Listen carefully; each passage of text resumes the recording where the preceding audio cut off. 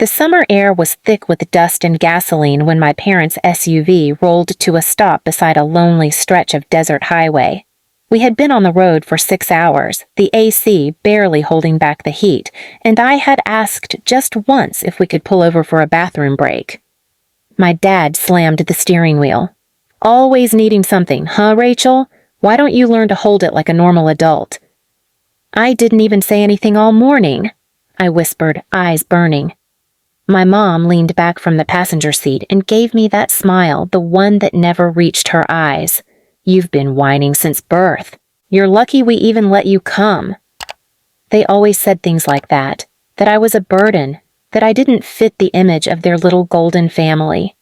Please subscribe to our channel and tell us in comments from where are you watching this video. My younger brother Connor was in the middle row, scrolling on his phone, earbuds in. He was 17, the prodigal son, the golden child. I was 25 and invisible. We were supposed to be going to some family gathering at my cousin's cabin, my dad's side. I hadn't seen them in years, not since they made fun of my acne in front of everyone and called me roadkill face. And yet, here I was, once again pretending we were one of those Hallmark families. "Get out," my dad said suddenly. I blinked. "What?" "You want to stretch your legs so bad? Get out, you can walk the rest of the way." I stared at him in the rearview mirror, thinking he was joking. But he wasn't. "We're 12 miles out," I said quietly. "And your legs work," he snapped. "Get out. Let's see that big attitude sweat a little." My mom laughed. "Maybe she'll finally burn off some of that pathetic sulk she wears like perfume." They opened the back door. No shame, not even a glance around to see who might be watching. Just an order and a laugh. I could feel my throat tighten. "You want me to walk 12 miles, in 100-degree heat, barefoot?" "Don't be dramatic," Dad sneered. "Crawlers don't get seats." That line would stay with me for the rest of my life. Connor finally looked up. "Can we just go? She's ruining the vibe." I stepped out of the car. I had no shoes. I'd kicked them off hours ago to nap. They didn't hand them to me, just shut the door. And then they drove. Next to me. Laughing. My mom rolled down the window. Think of it as a pilgrimage to humility. Tears stung my eyes, but I wouldn't give them the satisfaction. I started walking. The gravel pierced my soles like thorns. Every step sent lightning up my calves. But I walked. They crept beside me at a snail's pace, filming me, actually filming me. I heard my dad say, "This is what happens when leeches talk back." My mom cheered like it was a sport. "Let's get a shot of her feet bleeding that'll teach her to speak with respect." I didn't speak. I didn't cry, but I did memorize every word they said. By mile 4, my lips had split. I was trembling. Sweat soaked through my shirt, leaving salty burns down my back. At one point, I tripped, and they honked the horn like I was in a parade. That night, after they finally let me ride the last mile, warning me that next time I wouldn't even get that I went to bed in a borrowed guest room, my legs shaking under the covers. And I thought of the word crawl. How easily they said it. How proudly they laughed. I didn't know how yet, but I would make them understand what crawling really felt like. Not just through dirt and gravel, but through shame, through regret, through every single lie they wrapped around their golden image. And the best part? I wouldn't even raise my voice.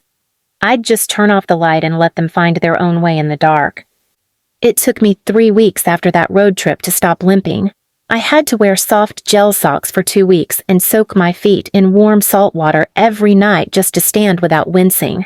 Not once did my parents ask if I was okay. Not once did they apologize.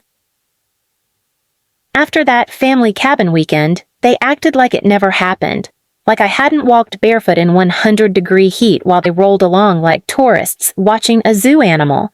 My dad even posted a picture from that trip with the caption, "Family bonding." My mom commented under it, "Sometimes kids just need tough love." I didn't reply. I didn't fight back. Not publicly. Not yet. But I was already building something. I was working 3 jobs at the time: overnight grocery stocker, part-time server, and freelance digital artist. That last one was what I leaned into. My clients were small businesses, sometimes authors needing book covers, sometimes Etsy shop owners wanting branding. I started working with a woman named Evelyn, a real estate agent who wanted to build her own boutique firm. She needed logos, a website, flyers, the whole package. She was high energy and ruthless in the way only successful women are, but she paid well and fast.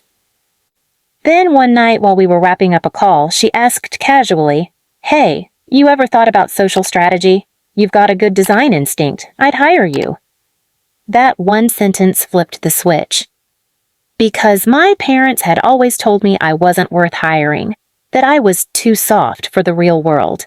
I said yes to Evelyn, and then yes to a few more. Within 2 months, I had tripled my freelance income. Within 4, I registered my own LLC. But money wasn't enough. I didn't want to succeed quietly.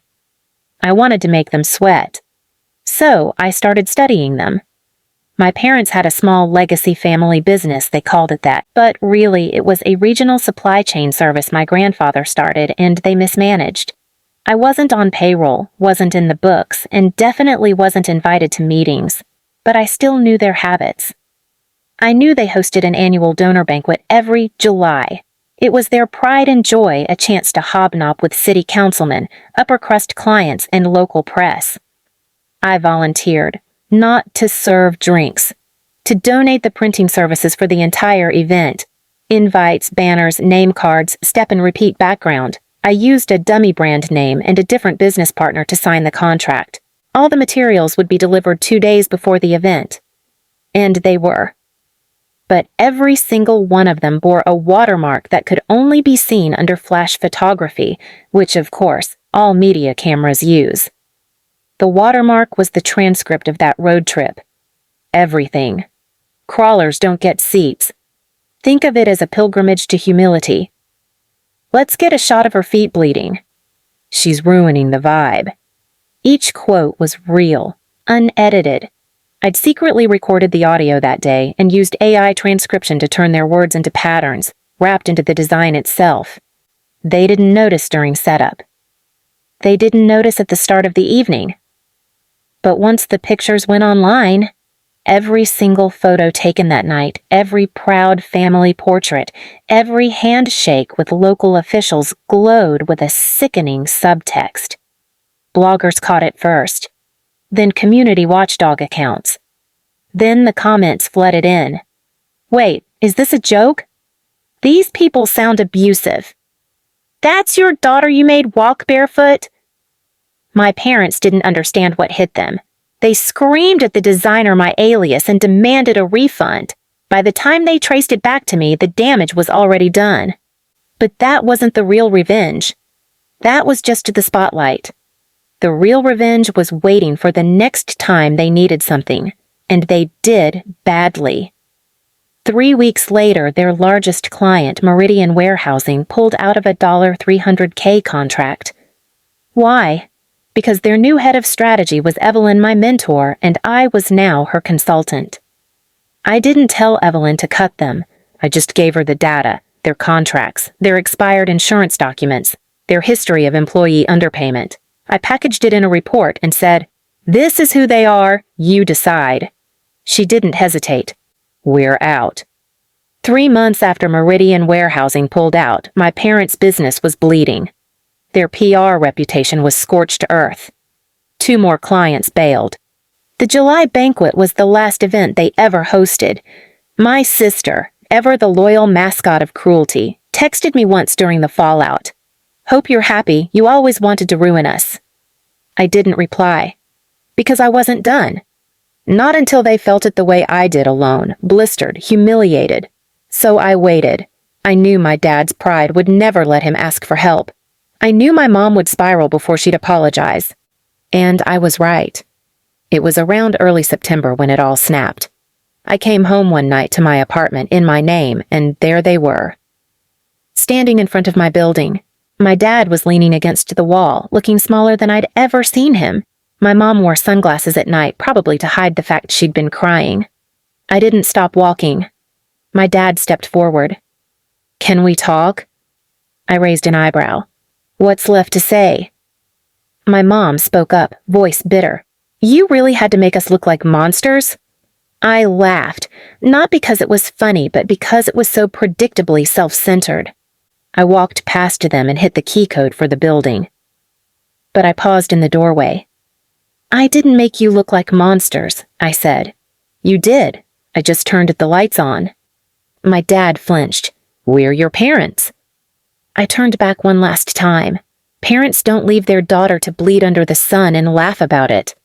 Then I opened the door and shut it behind me. I thought that would be the end of it. But fate had one more twist. 3 weeks later, I got a call from my mom's sister, my Aunt Michelle, the only extended family who ever treated me with any warmth. She said, "Your parents are selling the house. It's over. They lost everything." I stayed silent. She hesitated. They said, "They were going to move in with your sister, but your sister won't take them." I blinked.